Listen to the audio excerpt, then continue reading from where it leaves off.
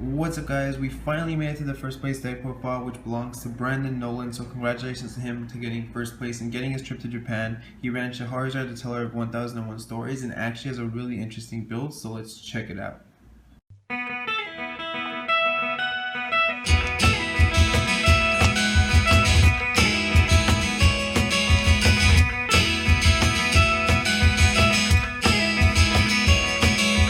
For his magic stones, he ran 2 magic stone of Deep Wood, which you normally don't see in Scheherazade because blue's not really played, but I'll get more into it later. 4 magic stone of Blasting Waves, and 4 magic stone of Black Silence. So no Fiethsing, nothing like that. For his Resonators, he ran 4 Cheshire Cat. This is where everything automatically gets interesting. He can just stack the blue-green stone with Liberator, and then all of his Cheshires are live starting from the first turn. And unless he needed like a red for Thunder, which he doesn't really need first turn anyway, like Thundering and Elvish Priest is nice, but it's not required. So this is actually really cool because he had so much draw power combined with that and Familiar of Holy Wind. You've seen this in my Persona Grim deck where I love having 8 cats. Tributing for Cinderella is just like the greatest feeling ever because you just get so much from it. I mean, the Cheshire is recycled. This cat can, be brought out later with Necronomicon or something and still be pitched for 300 damage even if you're not using the Enter. I mean, not that you can, but you know what I mean.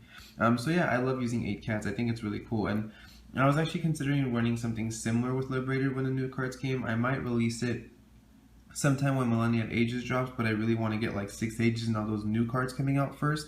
But yeah, I'm going to show you guys what I'm running because I'm pretty sure I'm going to switch over to Liberator. And then 3 Grettles.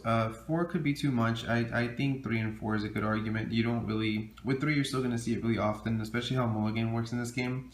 But he probably didn't want to see it mid-game because having a dead Gretel, most of the time it can't even block because so many people are running Group Ballista. So it's not really like required to run 4. And then 4 Fiethsing, of course, is self-explanatory. It can also produce blue for Cheshire just in case you did want to stack a red-green in the beginning of the game, so that's something to note too.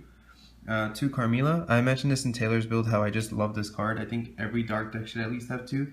It's such a good counter to the Fiethsing Stone because they always feel so safe. They're like, oh, I'm going to Fiethsing and I'm never going to die. And you're like, no, shut up, Carmilla. So it's a good feeling. And then 2 minutes off fleece. That's his main win condition, I'm sure. 1500 to the face is really, really painful. If you get even 1 attack in and you get to remove it right after, that's still 2000 damage direct because you targeted it. So Menace Off Face is just really just super, super strong. It doesn't really need any explanation. For his spells, right away I saw another interesting card. He main decked 2 Bind of Gravities. I was thinking maybe he would have had like 1 of this if anything to search out to stop maybe like a Blazer or something. But then I was thinking of any other possible way he could use this card. And I guess it's not really bad if you think about it too, because Menace Off Face either gets stopped really early or a little too late. And sometimes you get 1 swing in, which I consider a little too late because that's already so much of your life.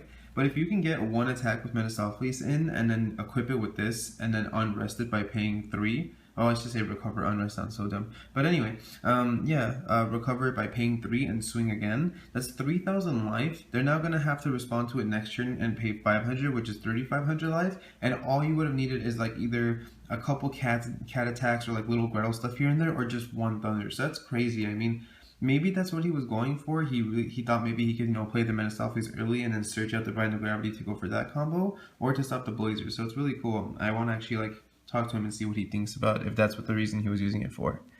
And then 4 Thunders, of course. Only 3 Flame of the Outer World because he does have the Carmillas and it's Liberator, so he's gonna have stories. But then 3 Cake Zone, 3 Zeeks. I mentioned this before how I think this is a really good ratio. Even I think 2 Zeeks might be okay from now on. 3 Stories, of course, just for heavy removal. He doesn't have any stoning, so he bumped this up to 3. And 1 Necronomicon, just to be able to replay stuff. It never hurts in a deck that could afford it, especially with all these spells, so yeah.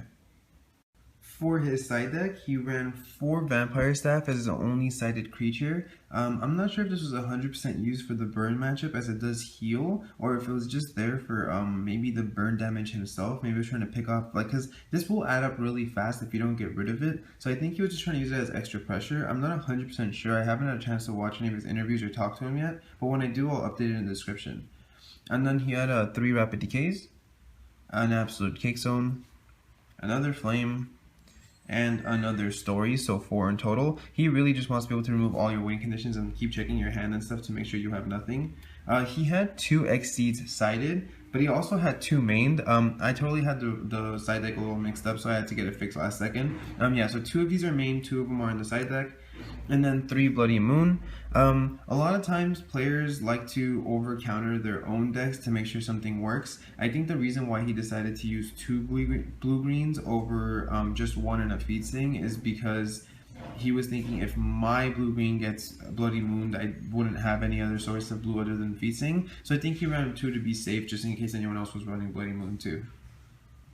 Thanks for watching, guys. That was every single deck profile for the Chicago Regionals, ending with this first place deck profile. A final congratulations to Brandon Noland again for just doing so great with such an interesting build. I can't wait to talk to him and see why he made certain choices that even I was unsure of. I'm sure he has great reasons for them, as he did win, and he does seem like a very, very smart, skilled player. I mean, these choices are just really interesting, and I can't wait to just, figure everything out. I love reasoning with creative people to see why they make certain choices and everything like that. I love the Cheshire Cats in this build. It's really, really cool. So if you guys have any other questions or suggestions, please feel free to leave a comment in the comment section below.